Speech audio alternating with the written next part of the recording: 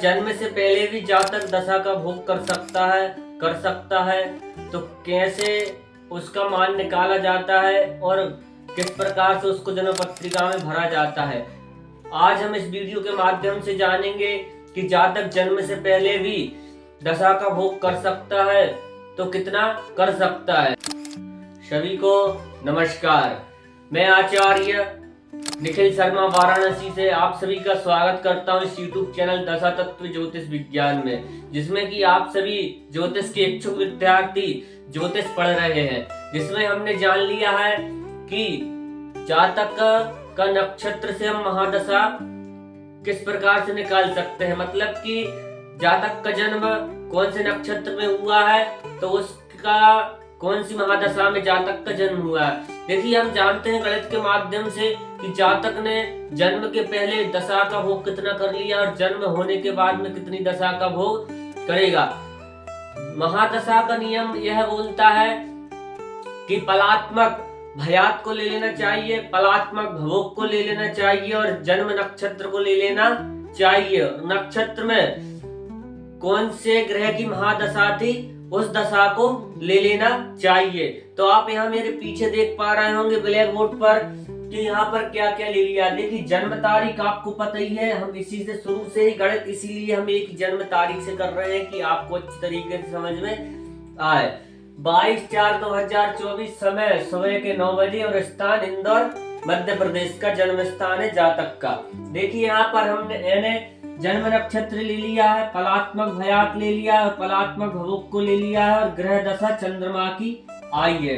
हस्त नक्षत्र में आप यदि अगले पार्ट में देखेंगे आपके पास में जो भी व्यवस्था है उसमें से आप देखेंगे कि हस्त नक्षत्र में कौन से ग्रह की महादशा है तो आपको वहां पर प्राप्त होगा कि हस्त नक्षत्र में चंद्रमा की महादशा रहती है। जातक का जब जन्म हुआ तो चंद्रमा की महादशा में हुआ।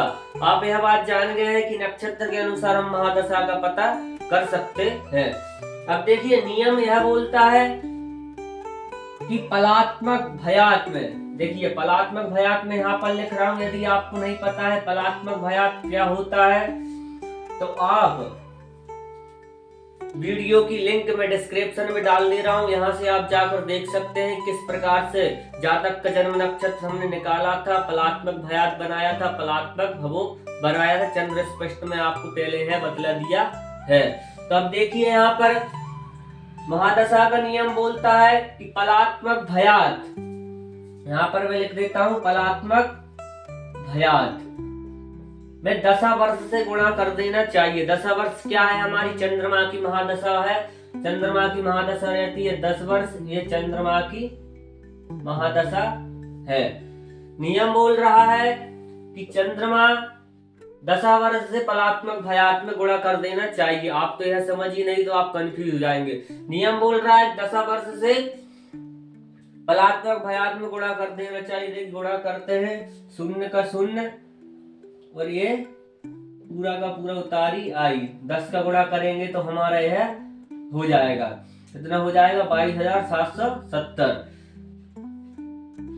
अब नियम यहाँ पर बोलता है कि जो भी संख्या हमको प्राप्त हो दशा वर्ष से पलात्मक भयात में गुणा करने के बाद में जो भी हमको दशा संख्या प्राप्त हो उसमें पलात्मक भवोग ये है हमारा 3971, ये हमारा पलात्मक भवोग है।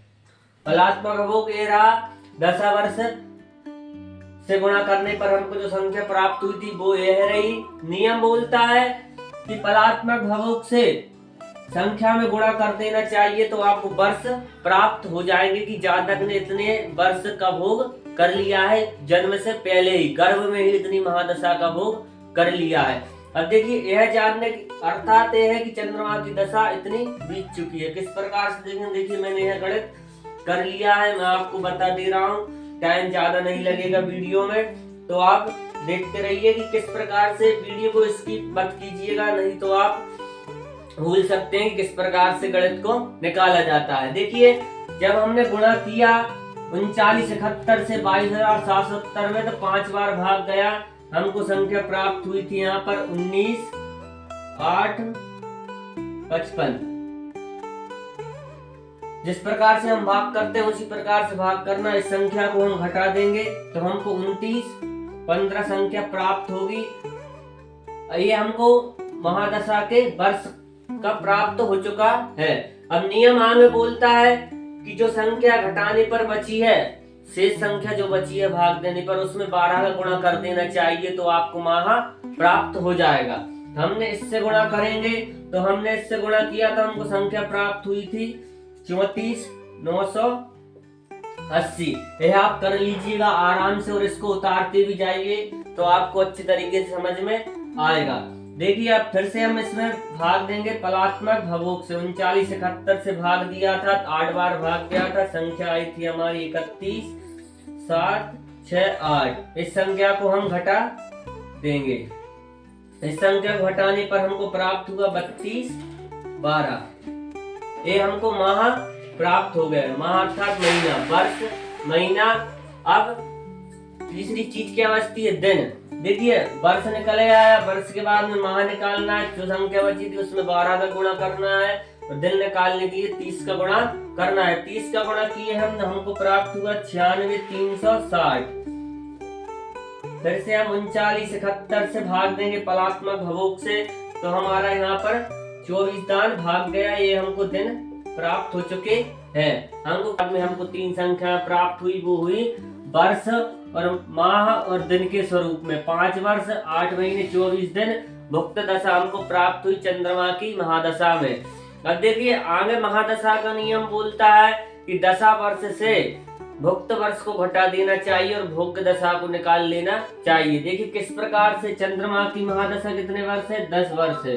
तो यहाँ पर हम 10 वर्ष चंद्रमा की महादशा है, 10 वर्ष। अब 10 वर्ष में से हम वर्ष के नीचे वर्ष को रखेंगे, माह के नीचे माह को रखेंगे और दिन के नीचे दिन को रखकर घटा देंगे। अब देखिए 1 वर्ष से उधार आएगा, महीने में कितने महीने आएंगे? 12 महीने आएंगे और 12 महीने में से 1 उधार लेंगे तो 30 दिन हमको प्राप्त होंगे। तो इस इधर 30 दिन होगा, इधर 11 महीने बचे और इधर 9 वर्ष बचे। देखिए 30 में 24 गया बच्चा 6, 11 में 60 गया बच्चे 3, 9 में 5 गया बच्चा 4। ये हमको चंद्रमा की भोग्य दशा प्राप्त हो चुकी है। जहाँ तक इतनी दशा का भोग और करेगा चंद्रमा की। अब नियम यहाँ पर बोलता है कि जातक की जन्म तारीख को जोड़ देना चाहिए। 2024 4 22 तारीख थी जातक की, इसी से हम गणित कर रहे हैं। तो हम ये जोड़ देंगे 22 6 28 4 3 7 4 और 4 8। 2028 तक चंद्रमा की महादशा चलेगी। ठीक है, ये बात आप समझ गए। चंद्रमा की महादशा 2028 7 महीने और 28 तारीख तक चलेगी जातक की। अब देखिए महादशा का अगला नियम आता है कि सभी ग्रहों की महादशा को जोड़ देना चाहिए और विंशोत्तरी महादशा बना लेनी चाहिए 120 वर्ष की। अब देखिए नियम तो ये बोल रहा है, अब सभी ग्रहों की महादशा अपन जैसे कि इस प्रकार से एक चार्ट आता है जन्म कुंडली में, तो अपन महादशा उसको भरते हैं। अब यहाँ पर मैंने पूरी महादशाएं लिख ली हैं। अब देखिए मैं आपको जोड़कर और बता देता हूँ किस प्रकार से जुड़ेगी। ये चंद्रमा की महादशा चली, अब उसके बाद में आई चंद्रमा के बाद में कौन से ग्रह की दशा आती है? मंगल की, जो कि चलता है 7 वर्ष। ये मंगल की अपन ने जोड़ी, यहाँ पर मंगल की 7 वर्ष जोड़ेंगे। 8 7 15 का 5 हाथ का 1 2 और 1 3। 2035 तक मंगल की महादशा चली। अब मंगल के बाद में तारीख और महीना एक ही रहेगा, क्योंकि महादशा फिक्स है, वर्ष के हिसाब से ही चलती है। जैसे कि मंगल 7 वर्ष, राहु 18 वर्ष, गुरु 16 वर्ष, शनि 19 वर्ष, बुध 17 वर्ष, केतु 7 वर्ष, शुक्र 20 वर्ष और सूर्य 6 वर्ष। अब देखिए मंगल जोड़ दिया है, अब राहु को जोड़ेंगे 18 वर्ष, राहु की दशा है ये। 8 5 13 का 3 हाथ का 1 3 और 1 4 और 1 5। 2053 तक हमारी राहु की महादशा चली। राहु की महादशा के बाद में गुरु की महादशा 16 वर्ष, 6 3 9 5 और 1 6 और 20। ये हमारी गुरु की महादशा चली। ये गुरु की महादशा थी, इतनी चली 2069 तक। अब उसके बाद में गुरु के बाद में आएगी शनि की महादशा। ये शनि ग्रह की महादशा 19 वर्ष। 9 9 9 18 का 8, हाथ का 1, 6 और 1 7 और 1 8 और 20। 2028 तक शनि की महादशा चली। अब शनि के बाद में हमारा क्या आएगा? बुध 17 वर्ष। 8 7 15 का 5, हाथ का 1 8 और 1 9 और 1 10 की 0, 10 के 10 2 2105 तक हमारा चला। बुध की महादशा हमारी चली। अब उसके बाद में कितने वर्ष तक चली है? इधर देखिए, इधर से लिख दे रहे हैं, 2105 तक बुध की महादशा चली। अब बुध के बाद में केतु की 7 वर्ष, ये केतु की महादशा है, 7 वर्ष चली। 7 5 12 के 12 और 21 का 1 2112 तक केतु की महादशा चली। और उसके बाद में शुक्र की महादशा 2 के 2 3 21 2132 तक शुक्र की महादशा चली। उसके बाद में सूर्य की महादशा 6 2 8 3 21 2138 तक हमारी सूर्य की महादशा चली। जातक की ये पूरी 120 वर्ष निकल कर आ गई है, पूरी विंशोत्तरी दशा, विंशोत्तरी महादशा जातक की इतनी चली। 2138 तक, महीना 8 और तारीख हमारी कितनी आई थी? 28। इतने समय तक जातक की विंशोत्तरी महादशा चली। यदि आपको अच्छे तरीके से समझ में आया हो तो इस YouTube चैनल को सब्सक्राइब कीजिएगा, लाइक कीजिएगा और सभी को शेयर कीजिएगा जो ज्योतिष पढ़ना चाहते हैं। सभी को हर हर